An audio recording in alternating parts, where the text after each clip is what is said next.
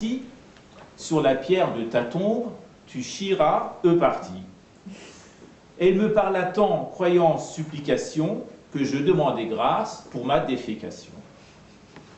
On va s'intéresser à un poème en particulier, Shabe Aval Kemotartat Daroyat, Bebolinat Nakiro Monkaroyat.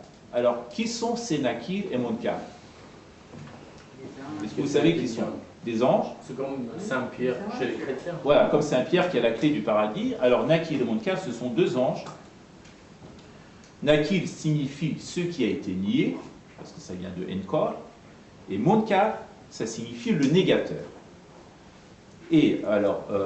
c'est un jeu de mots en même temps, Nakil, oui. Je pense. Voilà, parce qu'il y a une interrogation, c'est un interrogatoire. Quand vous mourrez, vous allez au paradis. Enfin, non, pas au paradis, c'est pas sûr. Et là, il y a ces deux anges qui vous attendent, et le premier soir après la mort, ils demandent aux défunts des comptes sur leur vie passée. Les morts passent un examen. S'ils réussissent, ils sont libres pour l'éternité, et s'ils échouent à l'examen de Ket Nakil et Munkar, ils vont les faire baver un maximum. Alors comment traduire ça? En persan, il n'y a pas d'équivalent de Nakil ou Munkar. Eh bien, dans ce cas-là, il faut faire passer l'information. Ça, c'est la priorité pour que le lecteur français comprenne. Eh bien, tout simplement, de la manière la plus simple, j'ai mis l'arrivée des deux anges qui demandent des comptes. Ce n'est pas la peine de s'étendre sur les détails. Les Iraniens, ils connaissent Nakil et Munkar. Les Français, il n'y a pas l'équivalent. Donc, on met l'arrivée des deux anges qui demandent des comptes. Voilà pour cet extrait. Alors, qu'est-ce qui se passe après? Le jeune homme poursuit son entreprise. Et comme vous pouvez l'imaginer, il parvient à ses fins.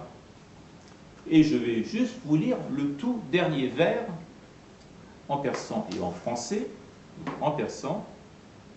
Chocholdam si la zonchirin koluche, aromat bod goftozad bekuche. La traduction. J'ai goûté sa galette. Elle m'a traité d'impie, elle retrouva la rue sans délai ni répit. Alors, il y a des mots que j'ai dû laisser tomber au passage, parce que Shirin Kuluche, j'aurais pu dire j'ai goûté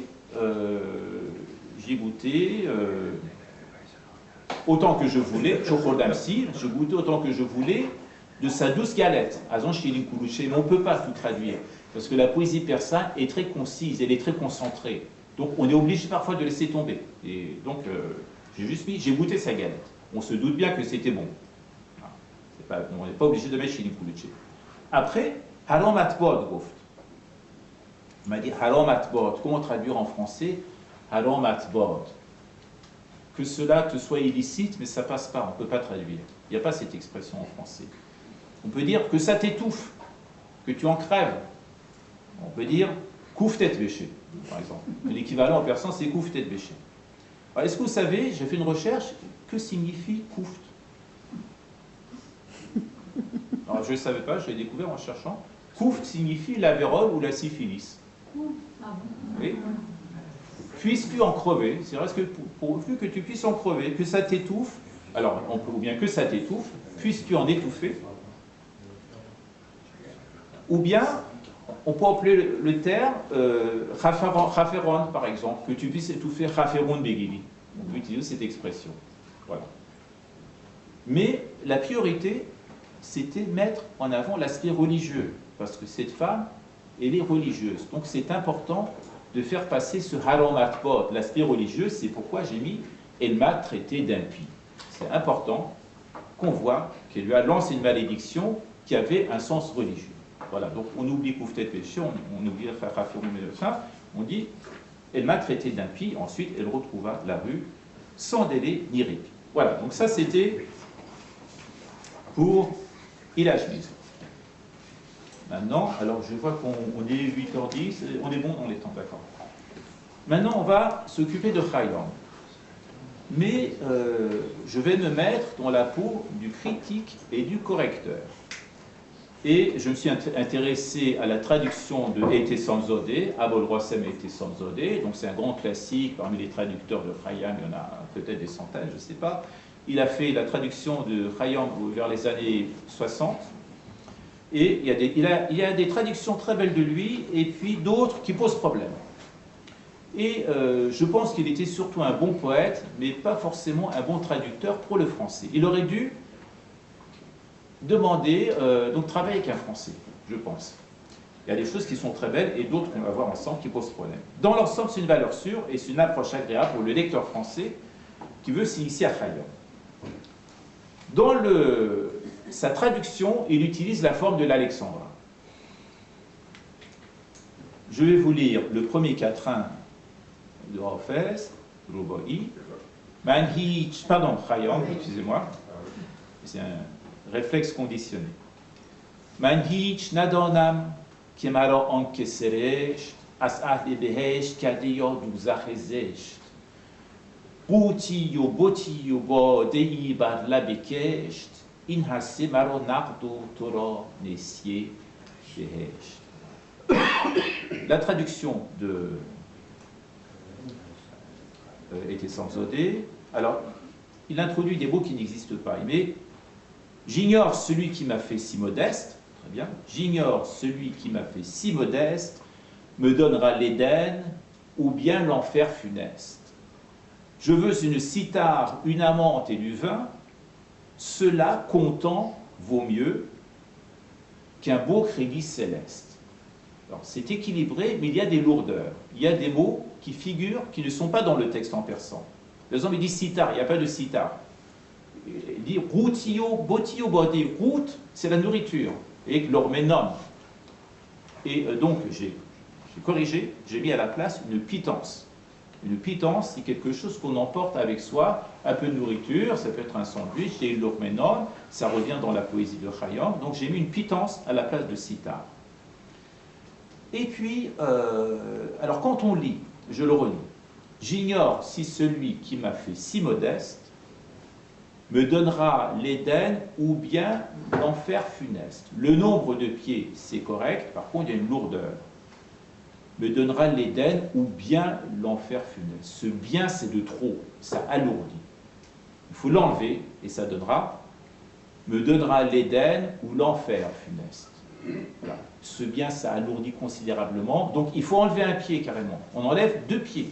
On enlève 2 syllabes. Me donnera l'Éden ou l'enfer funeste. C'est beaucoup plus léger, beaucoup plus agréable. Et puis, il remet ça sur le dernier vers.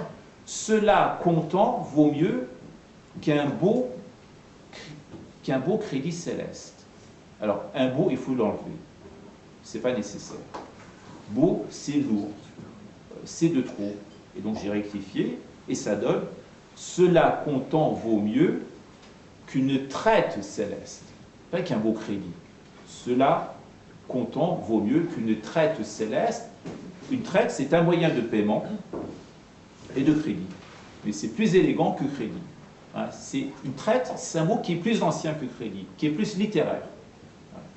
Donc, il aurait eu besoin, ce monsieur était Samsodé, qu'un Français lui donne un coup de main. Le deuxième quatrain. Nokal de gonor dar jahan kist begu. Vankas ke gona nakal de chon zist begu. Man bat konamo tobat mukofotahi pasfadre manoto chist begu. La traduction de été Samsodé. Dis-moi, Seigneur, qui donc ne t'a point fait d'offense? D'un homme sans péché, quelle est donc l'existence? Je fais le mal et toi me punis par le mal, alors, entre nous deux, quelle est la différence? Voilà, donc ça c'est équilibré, c'est bien, c'est du beau travail. Il y aurait juste encore un petit quelque chose. Alors, il ajoute un mot qui ne figure pas dans le quatrain, parce qu'il met dans le quatrain en persan, dans le cadre de Bonheur, d'Adjaran, chis bégou. Mais il ne dit pas, pardon? Il n'y a pas de Seigneur. Exactement. Dans le... Ça change l'esprit très bien de notre style. Pardon? Seigneur, ça change carrément l'esprit. Absolument. Dans le quatrain, le mot Seigneur, Chodor, n'existe pas. Il n'existe pas dans le texte en persan. Mais on se doute bien que c'est de Dieu qu'il s'agit, parce qu'il dit c'est forcément le Seigneur. C'est le Seigneur qui juge. C'est forcément le Seigneur.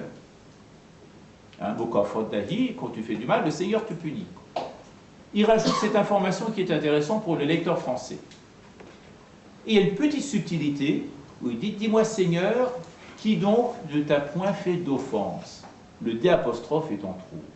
Pour donner une forme littéraire, on dit, qui donc ne t'a point fait offense? Ça, c'est une forme littéraire vieillie qui est beaucoup plus élégante que, on dit, ne t'a point fait injure. On peut dire ne t'a pas fait d'injure, et ça, c'est le français de la rue. Mais ne t'a point fait injure, c'est une forme littéraire qui est beaucoup plus élégante. Donc, ne t'a point fait offense. C'est plus beau. Troisième quatrain. Emblustro das rase fardonist, vendiche fardot bejosodonist, zoye makonindam